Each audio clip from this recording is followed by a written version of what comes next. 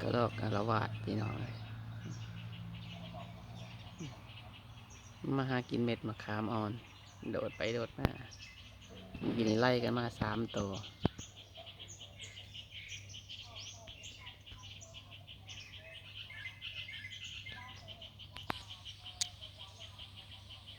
ตัวหนึ่งมันแลน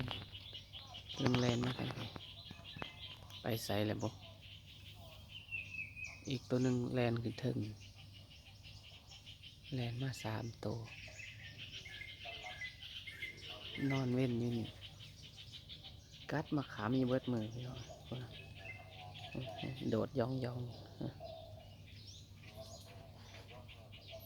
จะหน่อยมันก็ไล่กันอีกคือปับคือปับคือปับไปทางไหนแล้ววะขึ้นถึง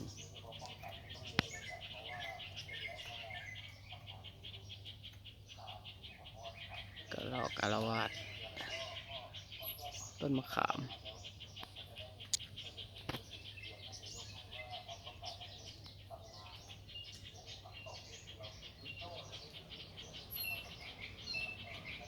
เสียงกัดดังก่อนอ้าวแรงมากพี่แล้วลงมาในต้นไม้นี่อยู่ในลำไม้เลยบัดนี้ไปทางไหนเอาไปคนละเห็นเงางงนี่นะเงางับอยู่นั่นไปละ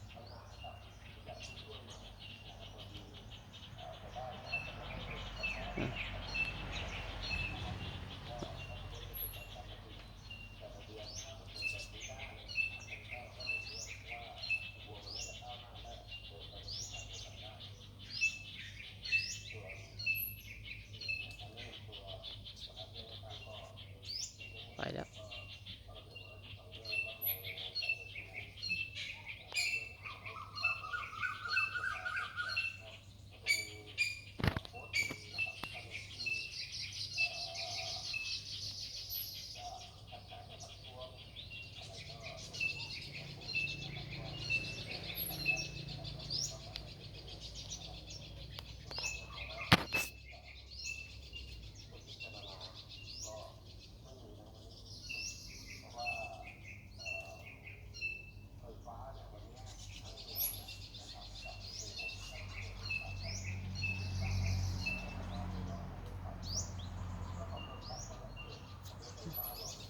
เล่นไปเล่นมาก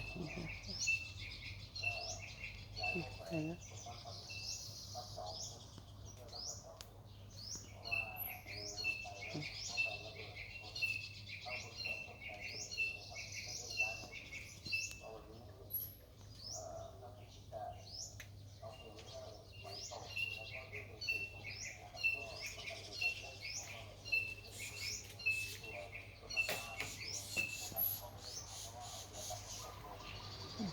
ตัวนึงอยู่ทั้งกัดมะขามล่นตุบตับปุ้นหุ่นยอดเห็นแล้ว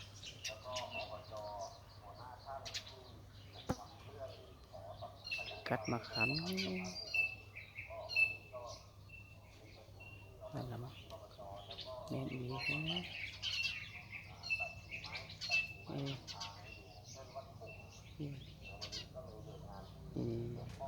ตรงปลายมือ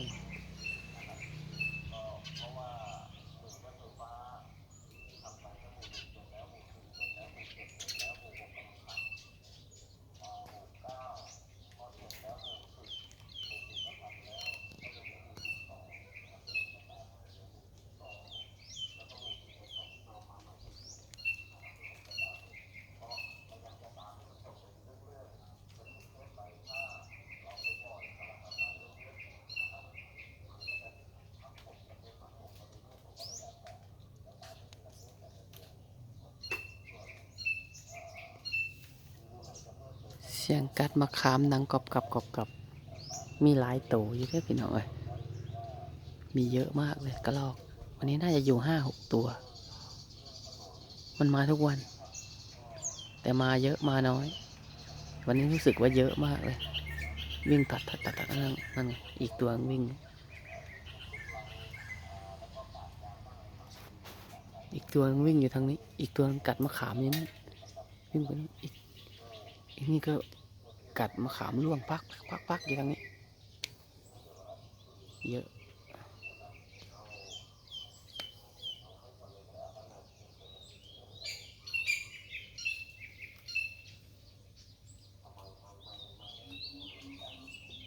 เนี่ยเห็นละกัดมะขามแก็บแก็บแก็บเนี่ยนะใบมะขามปิ้วแวะแวะแวะแวะ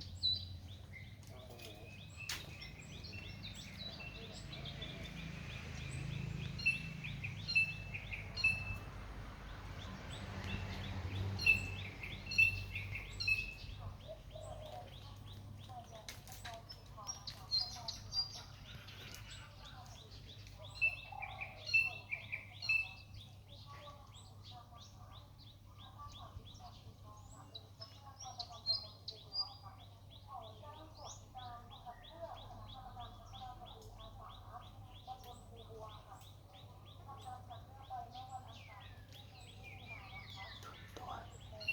นี่ทางนี้ตัวโน่นอีกตัวทางนี้อีกทางโน้นอีกประมาณ5-6 ตัวเยอะ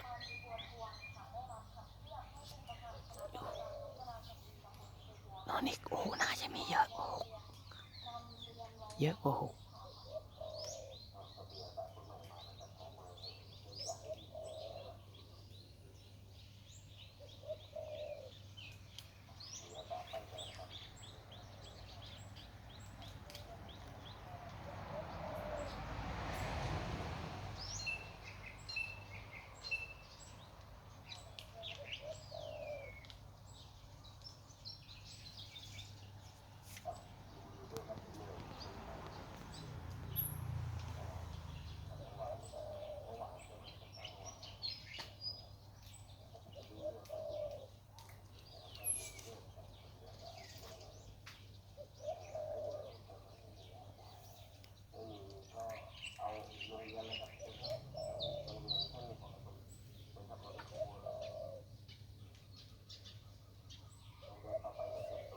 นกเขาก็มี